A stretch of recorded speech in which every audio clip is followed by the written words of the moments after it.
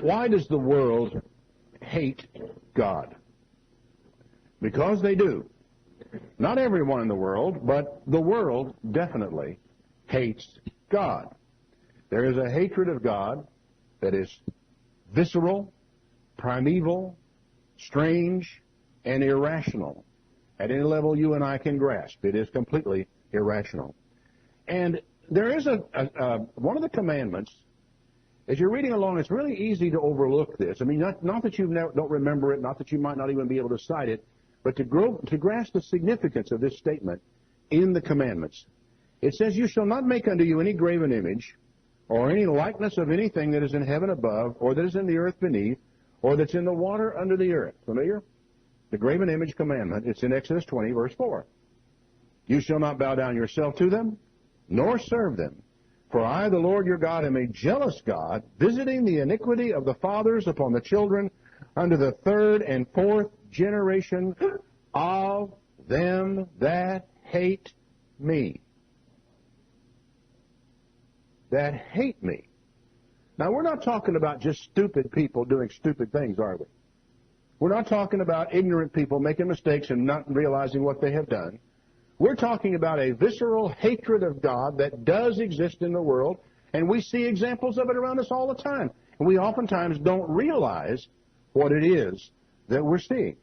But it's there. And we can read through this commandment and not understand. It's not the silly people, it's not the stupid people that God is going to wreak this vengeance upon. It's upon those people who hate Him. And guess why it is the third and fourth generation? Do you have a clue on that? Is that fair? Well, actually, he says to the third and fourth generation of them that hate me, which I presume if the fourth generation doesn't hate God, He's not going to do it to them, right? But have you seen what is happening in the Middle East, in Palestine? How many generations would it take to breed the hatred out of the Palestinian people for Jews?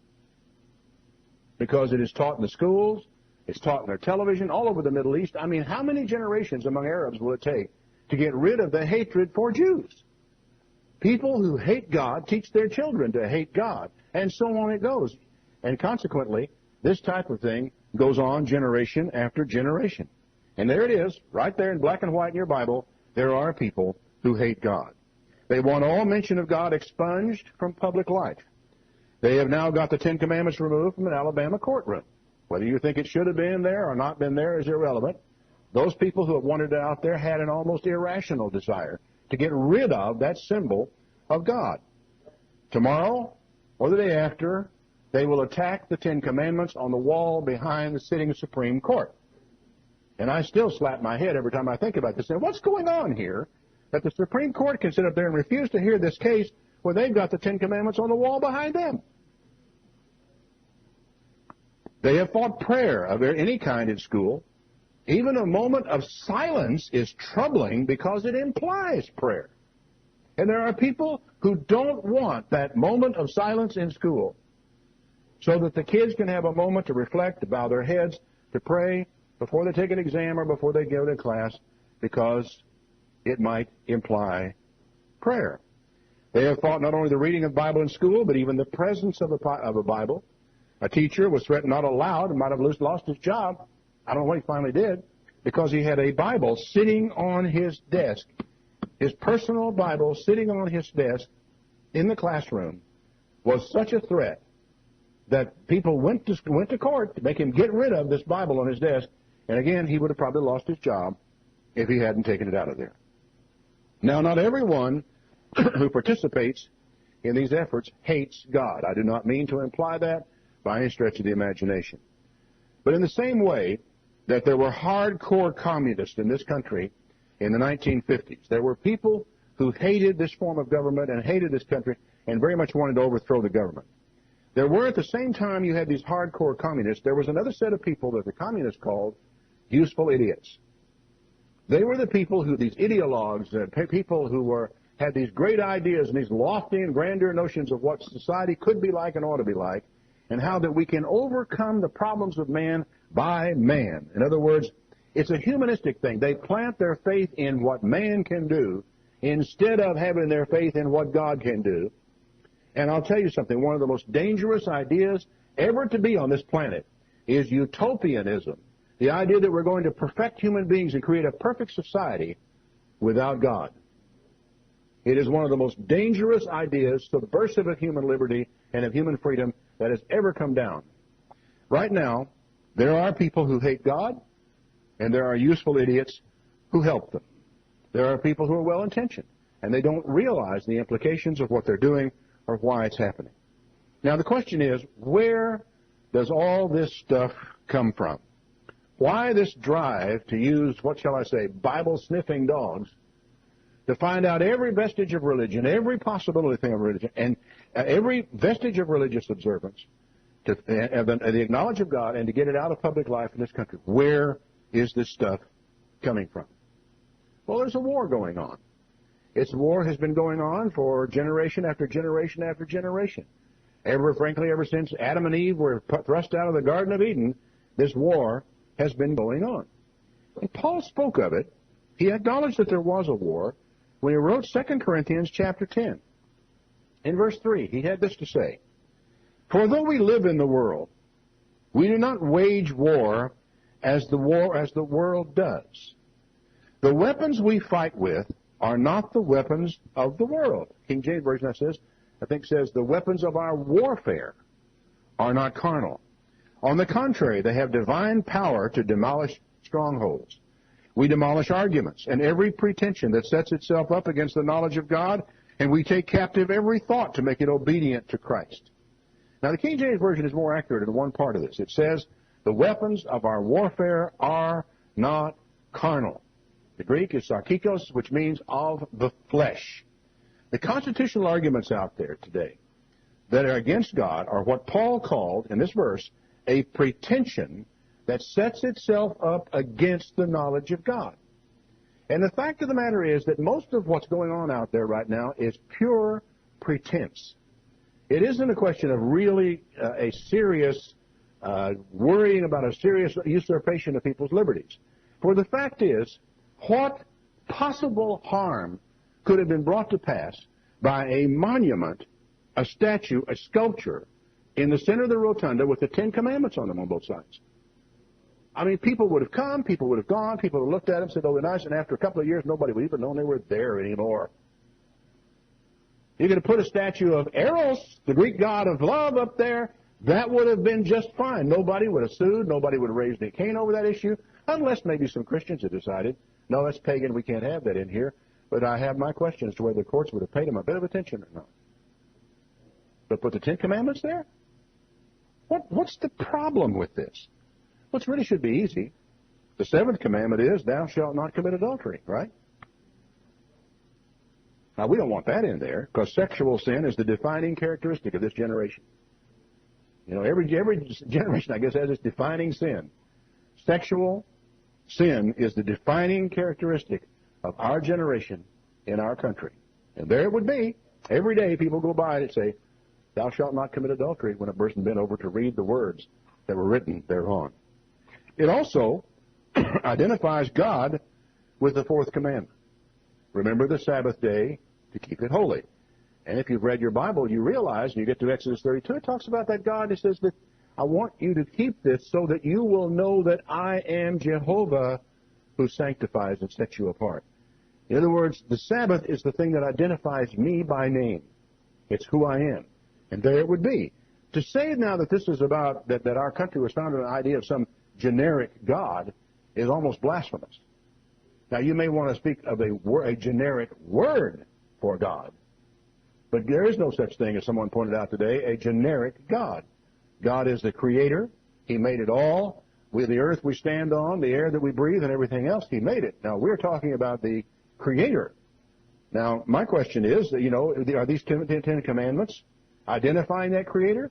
Sure they do. Sure they do. And that poses a problem. And most important, probably most important, is that commandment that I read to you just a little bit before. "You shall not make unto you any graven image or any likeness of anything that's in heaven above, or in the earth beneath, or in the water under the earth. You shall not bow yourself down to them, nor serve them." Notice that?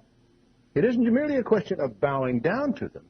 You're not to do that, but neither are you to serve them, For I, the Lord your God, am a jealous God, visiting the iniquity of the fathers upon the children to the third and fourth generation of them that hate me. Now, this commandment is about a lot more than pictures on a wall or icons in a Greek church or statues in a Roman Catholic church. It's about a lot more than that. It's about the rejection of God for an idol. It is about the hatred of God, because that's what the commandment says it's about. It's about people who will turn their back on God, who know who He is, and who reject Him out of hand.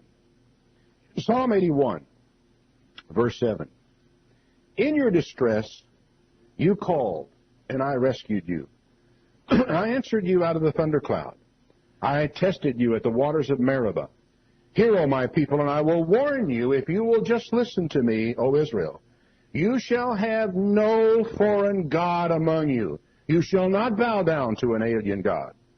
Now remember, bowing down to a foreign god is an issue connected with the hatred of God. I am the Lord your God that brought you out of Egypt. Open wide your mouth, and I will fill it. You're hungry? Just open up. I'll fill it up. But my people won't listen to me, he says. Israel would not submit to me, so I gave them over to their stubborn hearts to follow their own devices.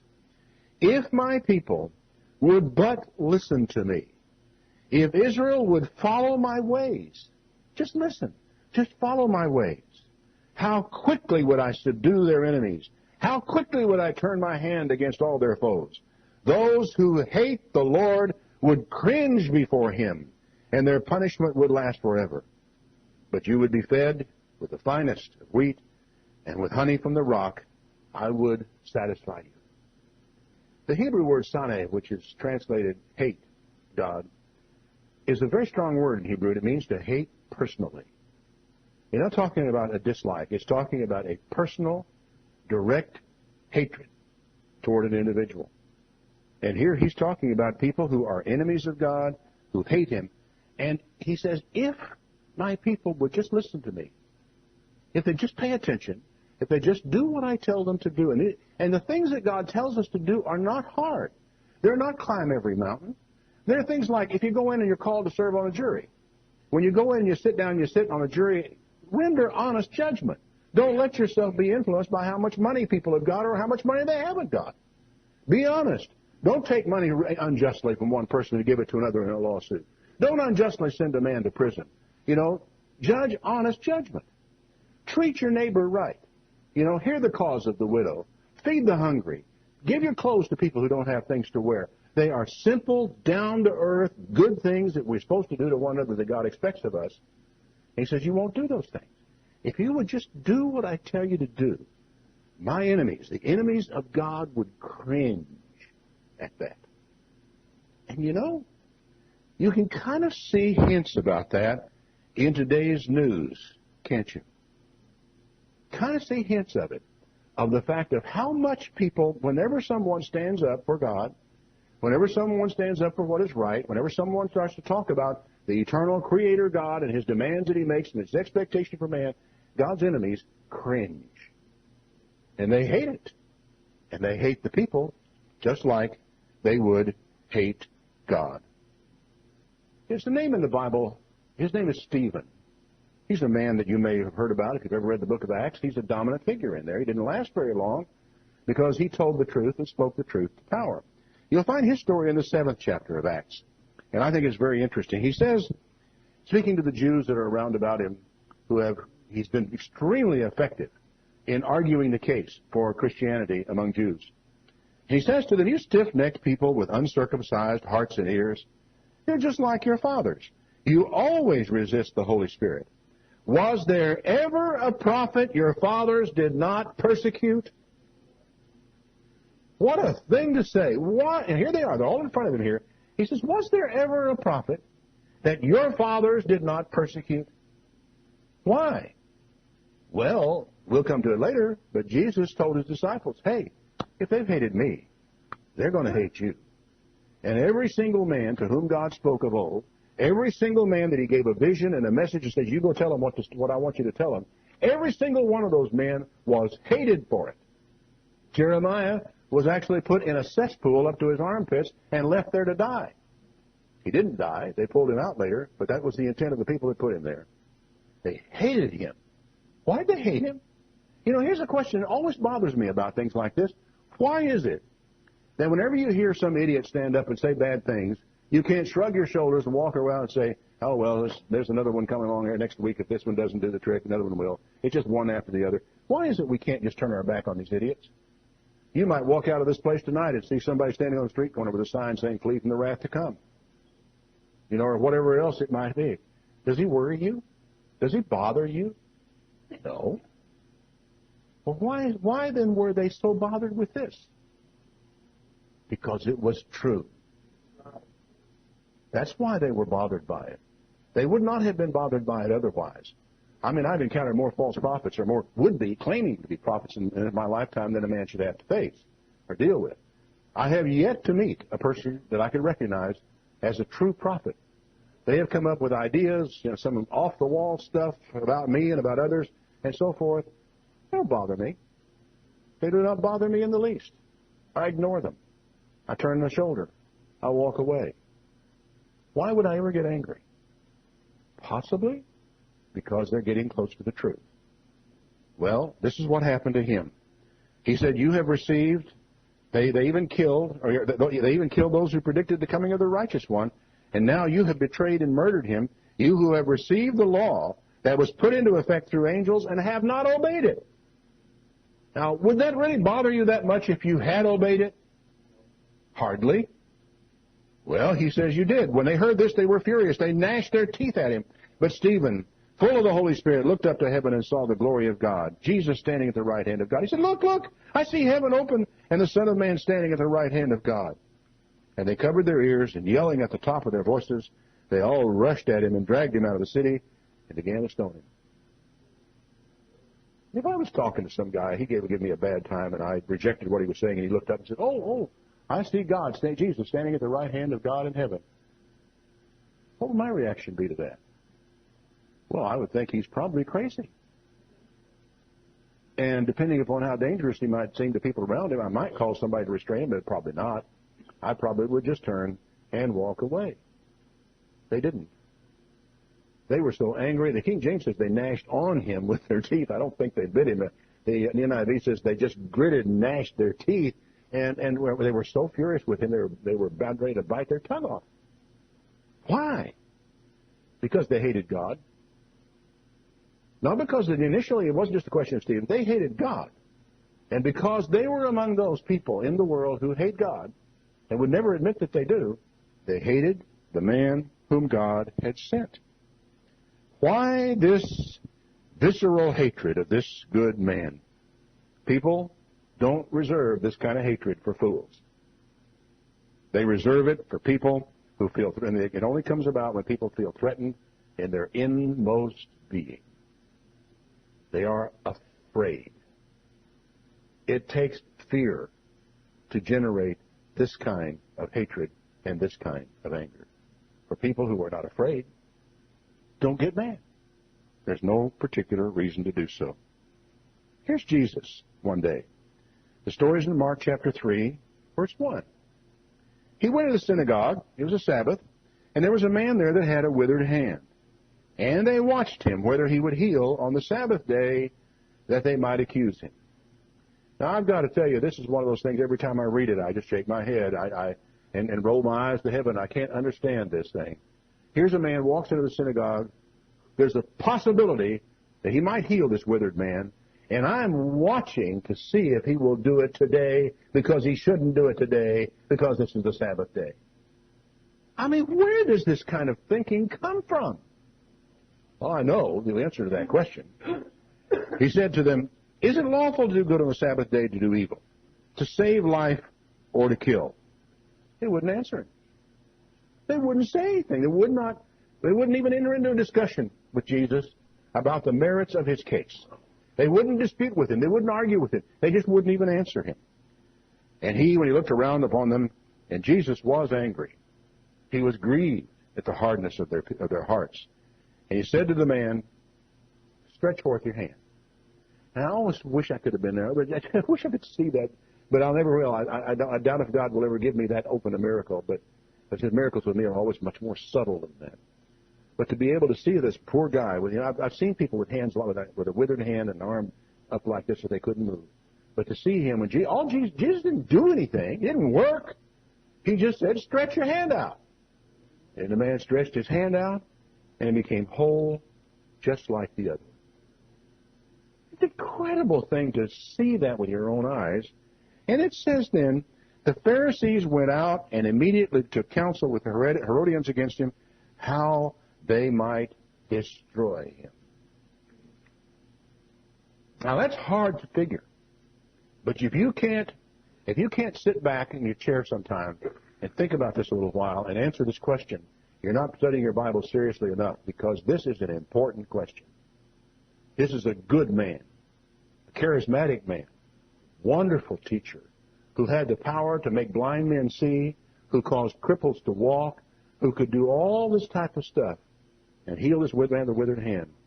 And they want to destroy him. You've got to find a way in your mind to understand what's going on here, because it's important. If you can't understand this, you can't understand hardly anything that's going on in the warfare, the spiritual warfare that's going on in the world right now, because the same spirit that was in that synagogue on that day is here in Little Rock right now. Same spirit. It's here. So let's understand what's going on. They wanted to kill him. Here's the way Luke tells the story. Jesus, looking around on them all, said to the man, stretch forth your hand. He did so, and his hand was restored whole as the other, and they were filled with madness. They were filled with madness. An insane, stupid rage. An irrational rage is what it was. I think the Greek word even implies that ignorant, stupid, irrational quality to the anger. It was a madness. It was not a reasoned anger. Jesus was angry because of the hardness of their heart. It was clear, it was reasoned, it was right. Their anger was totally unreasonable. It was madness. Psalm 109. Hold not your peace, O God of my praise, for the mouth of the wicked and the mouth of the deceitful are opened against me. They have spoken against me with a lying tongue. They compassed me about with words of hatred, and they fought against me without a cause. You know, it doesn't take a lot of theology here to all of a sudden realize you have fallen back into a prophecy of Christ, a prophecy of the one who was to come in the name of God as the Son of God, doing the things that Jesus did. And this prophet years before said, they have spoken against me with a lying tongue. Why did they lie about Jesus? Why were they willing to put out good money to hire witnesses to tell false things about him?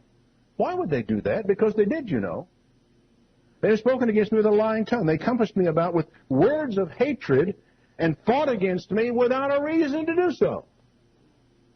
Now, I don't know. Judge Moore may have been wrong in refusing to accept the court order and do what he did. But if he was wrong and making a big issue out of a little bitty thing, what does it say about the people who are making an issue on the other side? Why were they making this big issue out of this? What's the big deal about putting a piece of rock in the Alabama Dome there? I mean, I don't understand this thing. Well, I do. But the thing is, rationally, it makes no sense. He then says this. He says, for my love, they are my adversaries, but I give myself to prayer. They have rewarded me evil for good and hatred for my love. How bad is this? How awful is this? That for my love they are my adversaries. It isn't that for my evil works. It isn't because I hurt them. It's for my love. He had not. Who had Jesus harmed? Who had he hurt? What man had he struck? What man had he in any way taken anything from him? A shoe latchet, a coin, a thread, a garment. What had Jesus ever done to hurt or harm or take away from anyone? For my love they are my adversaries. It was for his love that they hated him. And they rewarded me evil for good and hatred for my love. Then here's what he says about people who do this sort of thing. And I think we should stop for a moment and think very carefully about what he says here. Set a wicked man over him. Let Satan stand at his right hand. When he is judged, let him be condemned.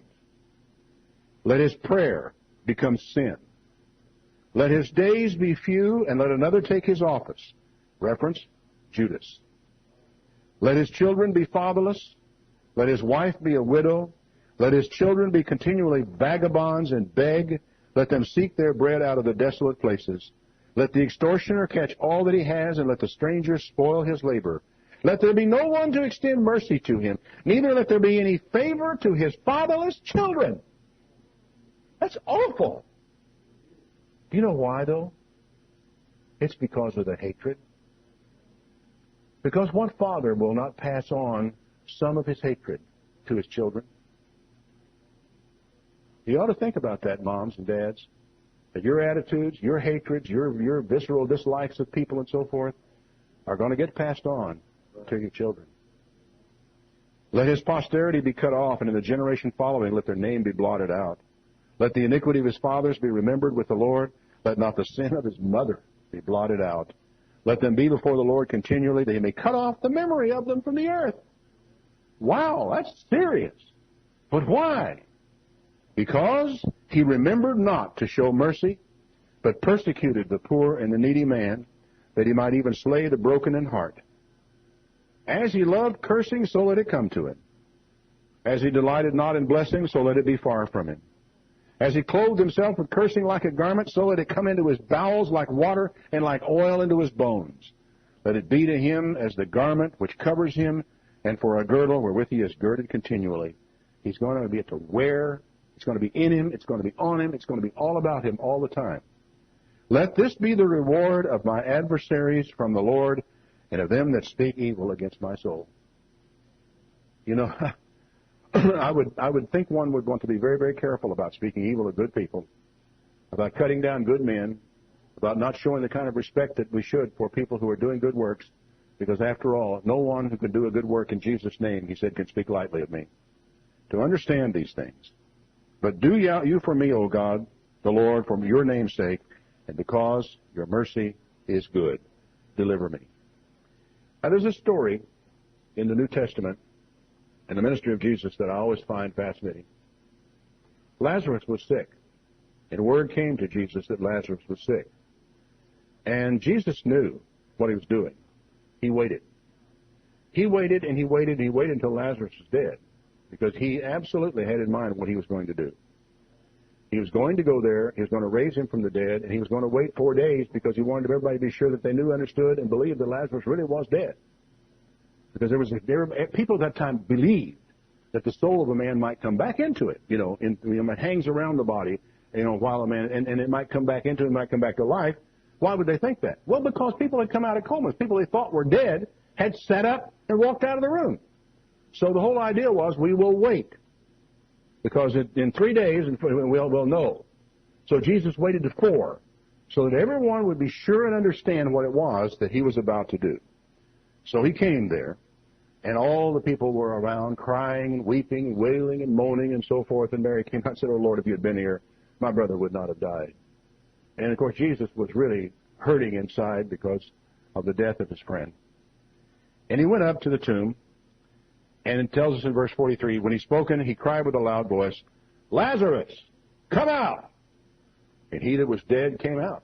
I mean, he came walking out, struggling with his grave clothes. His face was still bound with a napkin. He could hardly find his way out of the tomb.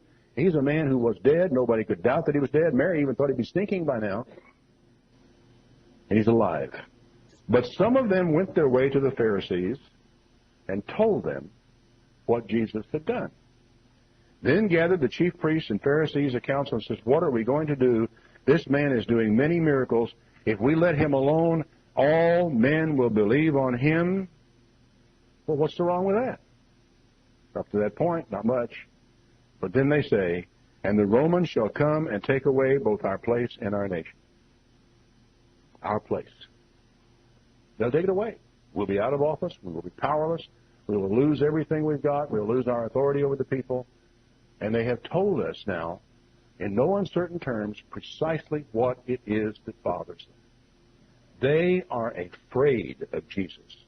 They are scared to death of this mild man who wouldn't hurt a flea, who wouldn't quench us by smoking flax. He was so I mean, the fact that Jesus was gentle is a given fact. And they were so afraid of this man because they were afraid the people would believe him, the people would follow him, they would lose their following, they would lose their authority, they would lose the respect people had for them. It was all about themselves. And they were deathly afraid of Christ. And from that day forward, it says in verse 53, they took counsel to put him to death. Now, it would be one thing if you and I could stand aside from all this and just watch all this stuff going by us in the world, the hatred of God and all that kind of thing, as spectators. But we can't.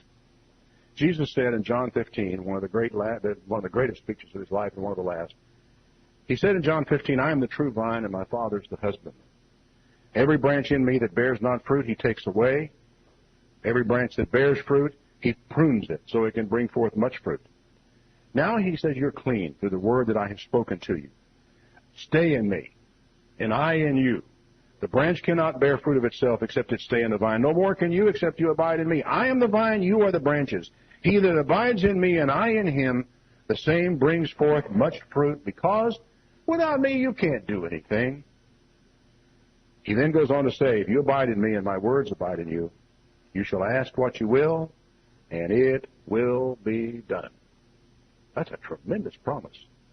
What we may often overlook with that, though, is it demands the same kind of response from us because this is a covenantal type promise.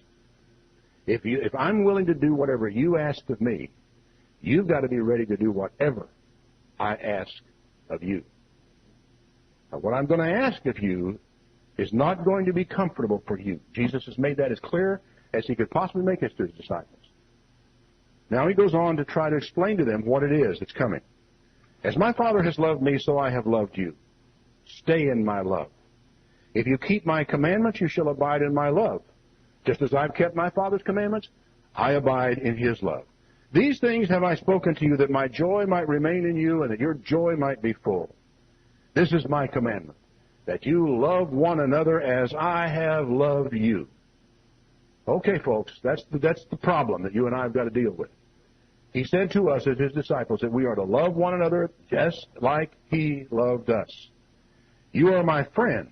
Greater love has no man than this, that he lay down his life for his friends.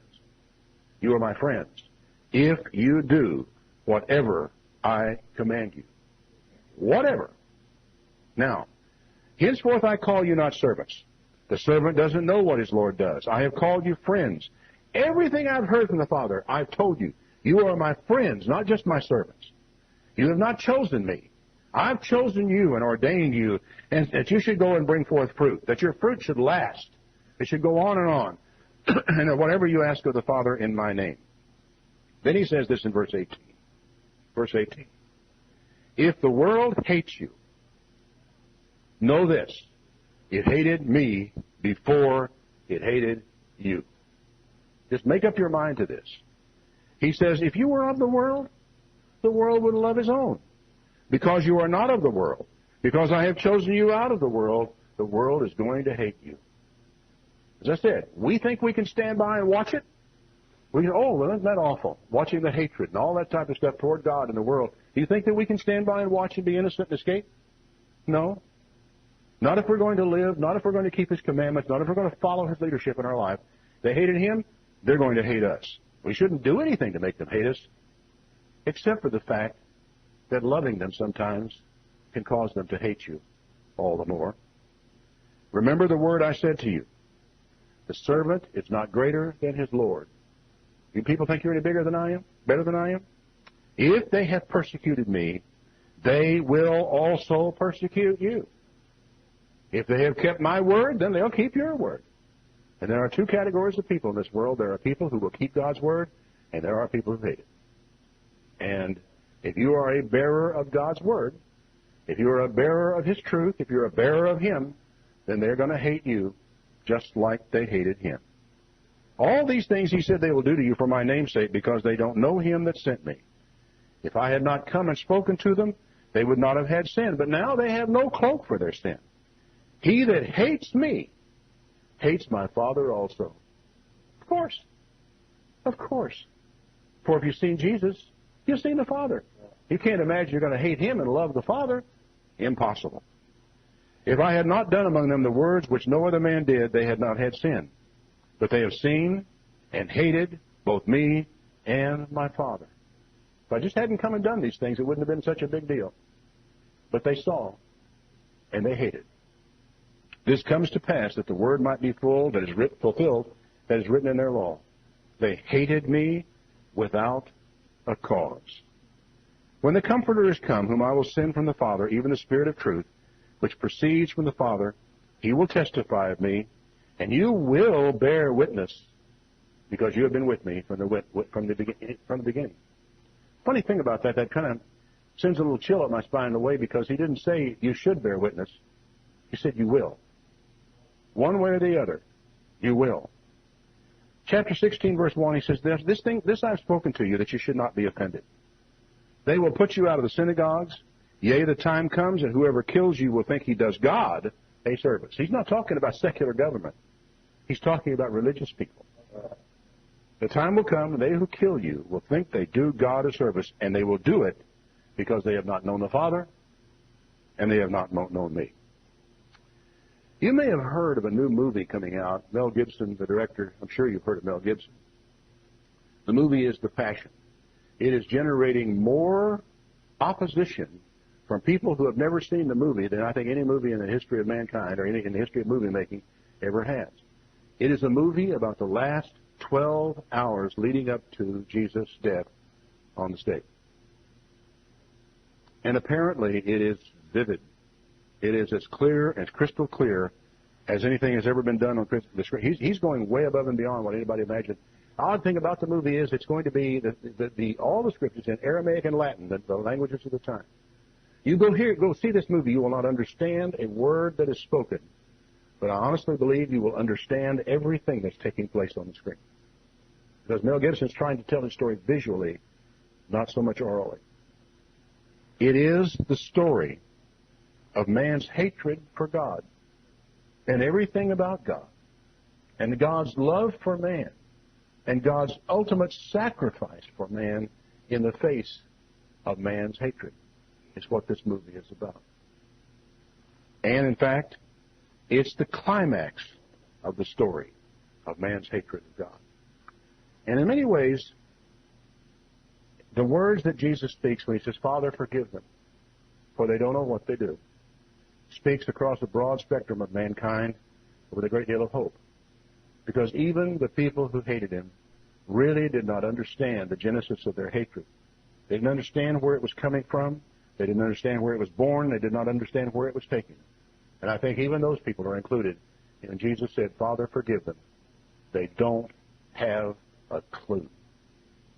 And so, living in the world that we live in today, I think you need to be very sensitive to the fact that the world hates God. It is not new. It is as old as man, and it's been around for so long that nobody remembers the genesis of it. But you see it. You'll see it in the evening news. You'll see it in your schools. You'll see it on the streets. You'll see it all over the place. Don't be dismayed. You're going to have to live in the world, but Jesus said, I have overcome the world. The time will come when men will learn better than that. But between here and there, be really careful that you never wind up being a useful idiot for those who hate God.